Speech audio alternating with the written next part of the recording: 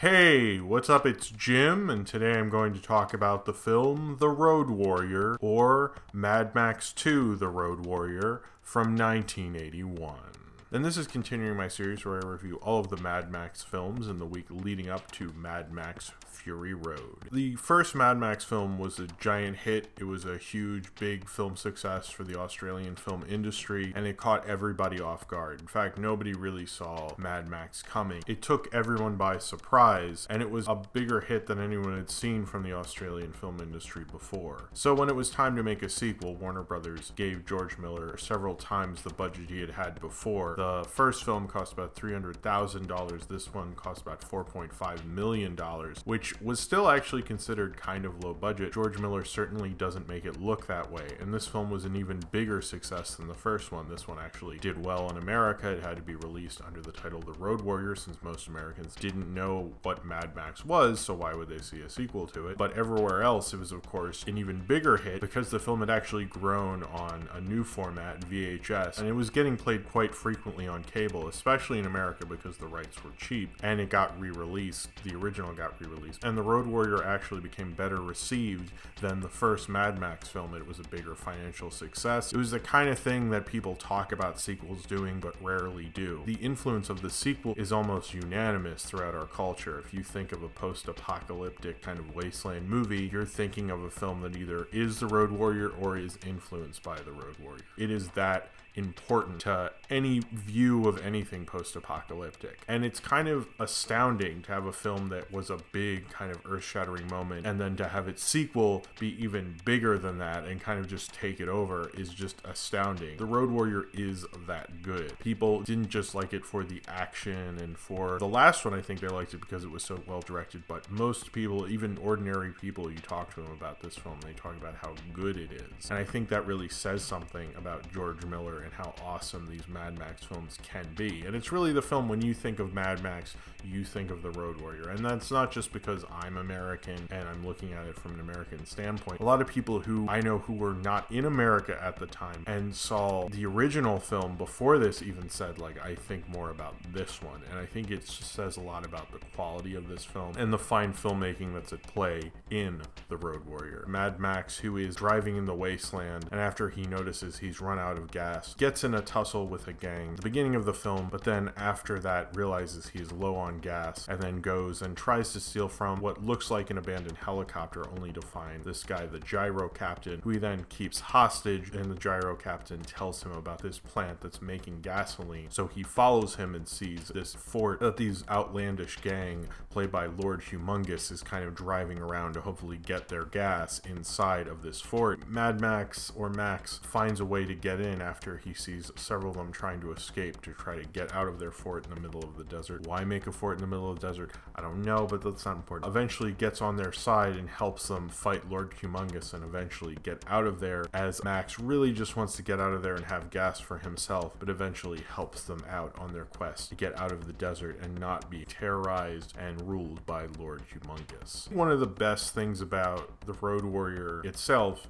is its intensely and amazing visual storytelling. It is so visual, it's almost made like a silent film. There's not a lot of filmmakers who can tell a story visually like George Miller did in The Road Warrior. It's just amazing how well he did it. It also says why he's so good at making action sequences and car chase sequences. He understands what he needs to say visually. And if you talk to anyone about this movie, they usually say it's a great movie, and don't worry about Mel Gibson, he doesn't say very much. And it's true, he actually only has 16 lines. But I think the thing about it is George Miller knew where to put the dialogue. There's a certain thing to be said of just understanding how to use your certain tools when making a film. And I think George Miller got that when he was making a film like Road Warrior. Like, if there's too much dialogue, too much explaining things, that would be very boring. You know, that's like almost every movie. But Road Warrior keeps it simple, it keeps it straightforward. All the visual storytelling is easy to pick pick up on. That's why I think this film is so well remembered, is you understand exactly everything. The film doesn't have to point out to you what's going on. Like, you're going to understand it. It's like the idea of silent film. One of the things that silent film really helped when America was a melting pot was that you had all these different people who spoke different languages, but they could all go to the movies and understand what was going on. And Road Warrior is pretty much the same way. And it shares similarities to like Star Wars and what Lucas and Spielberg and even Carpenter were doing. And that was brought up at the time as well. George Miller's taking the idea of the lone samurai or the lone gunman cowboy. Samurai movies and cowboy movies share a lot of similarities. But it's taking an idea that probably a lot of these people had seen before through Westerns. You know, this is 1982 actually when it came out in America, 1981 when it came out in Australia, but late 81. And I think you can never really underestimate the power of like classic storytelling, especially when someone's using classic storytelling to do something new with it. And to take a classic story of kind of a lone cowboy who comes to a fort and helps out the villagers is very universal. It's probably been told for a very long time. And what George Miller did is he takes the idea of this character, mythologizes him. And a lot of people actually, if they do have complaints about this movie, is that Max is looked at in such a different perspective. And a lot of people said it's not from Max's perspective, it's from the idea of the mythos of the Mad Max character. I actually kind of like that because the sequel is so different. You don't see a lot of sequels that are this ballsy. Most sequels want to be the same movie all over again. And thankfully this is just a completely different movie, and I think that's one of the cooler things about it. But taking on like a kind of classic myth like that, I think is why it shocked people so much. Sure, Star Wars had done it and certain films had done it at this time, but to do it in a kind of an unexpected new way to look at like this post-apocalyptic world, I think really shocked people. And that's why it still has such a resonance. You look at our culture and you look at anyone who's in a post-apocalyptic desert, they're really just telling like the old like lone cowboy kind of Shane story. Road Warrior is essentially kind of a Shane story, and it's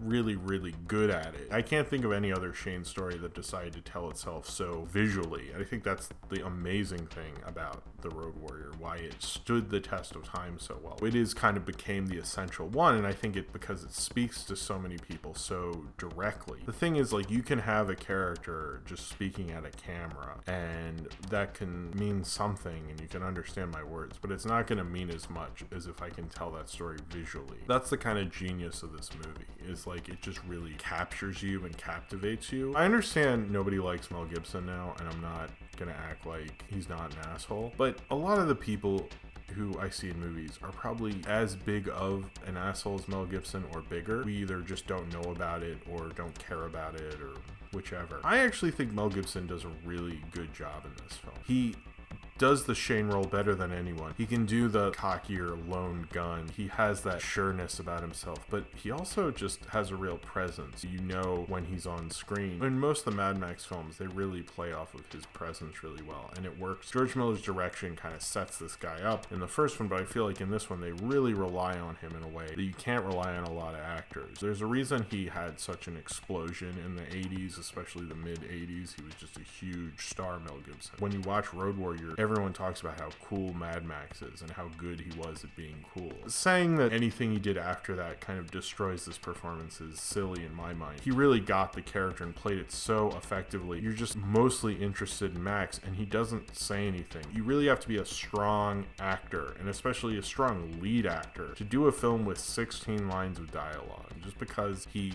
is an asshole and he's racist and stuff, I don't think that means he's also a bad actor. He's a bad person? Sure. But bad actor? No, that doesn't really reflect your acting. And Max is kind of an asshole, so it works. The dog in this film, this is the dog's only movie, and he's an amazingly good actor. I don't usually comment on animals in movies, but he's really good, and he was found at a shelter and supposedly was going to be euthanized the next day or something. Or if that's just a movie legend, I don't know. But he was saved from a shelter, and if you watch like his face, the dog's really good at portraying that. This film is very visual. It almost works with a really strong performance from an animal. And it's, you know, interesting George Miller would be good working with animals, as he directed Babe 2 Pig in the City later. The car chase sequences are incredibly dangerous, and a lot of stunt people injured themselves. There's one scene where this guy's somersaulting when he flies off of his motorcycle, and he ends up breaking his leg. You can actually see the part of the leg dangling, apparently. When the tanker truck is driving and has its eventual big crash, the driver was told by George Miller, who was a doctor before becoming a film director, "We're worried something will happen, and we're gonna have a medic and a helicopter if we need to get you out of there. But just in case, because you'll probably have to go into surgery, don't eat anything for 12 hours. So that way there won't be any complications." You know, if you go into surgery, they say not to eat anything for like 12 hours or something like that. And he was fine, apparently. I like that the director's like, look, this is probably not going to turn out well for you. Just to keep you alive, could you not eat anything for 12 hours? I've never heard of a director asking someone to do that before, but it was actually kind of a good precaution if you think about it. But I just think that's funny. If you listen to Brian May's score, in the last score, he's kind of doing more like a B kind of Hollywood thing. And in this, I think he's doing the same kind of a score, but more John Williamsy. He doesn't come back for the next film, and he's dead now. So he died in the 90s, so I don't think he is doing Fury Road. It makes me think about how this is more of a Hollywood film. And the last film, it was kind of a movie made by film buffs for film buffs. And this is kind of like they understood we can't make the same kind of movie again, and we don't want to make the same kind of movie again. And it's almost like, well, we can't direct it in the same way. It's almost like George Miller understood, well, how would a movie buff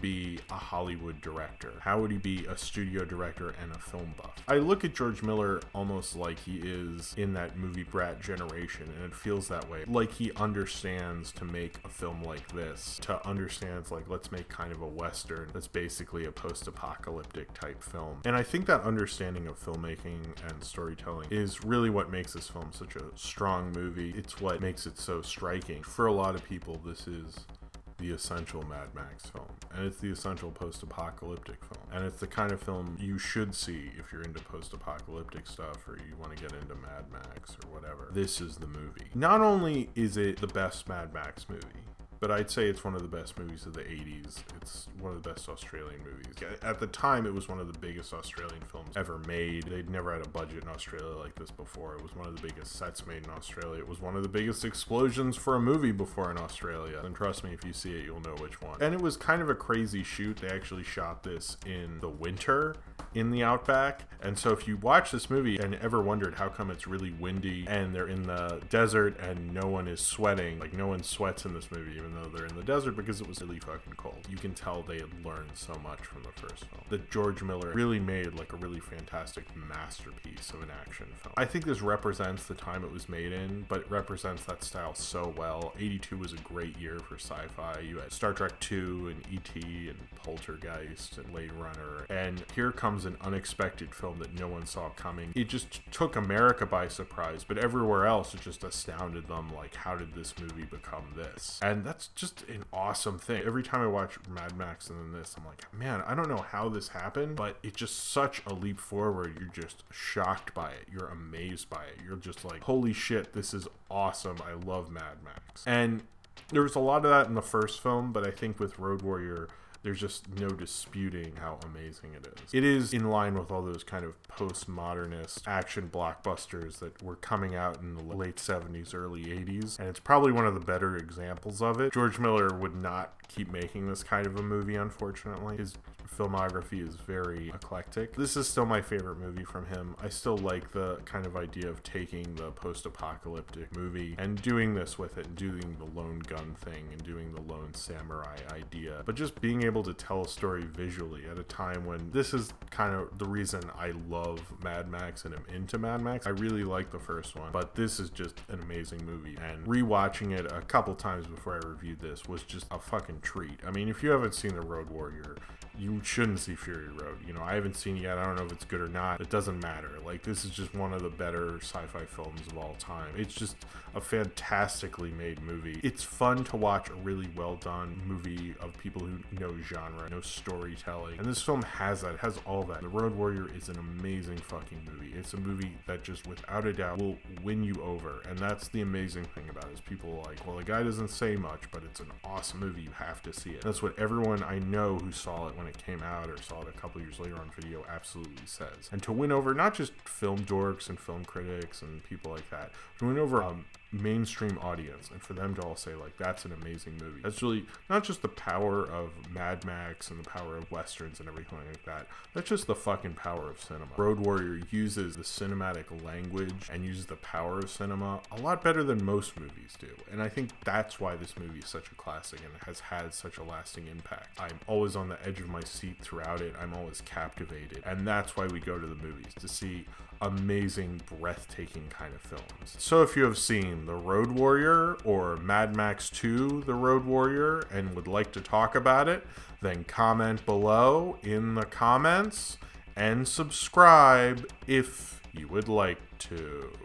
Check out my review of the previous Mad Max film. There will be, of course, a Mad Max review playlist, and I will have my review of Mad Max Fury Road sometime on Friday or very early Saturday morning.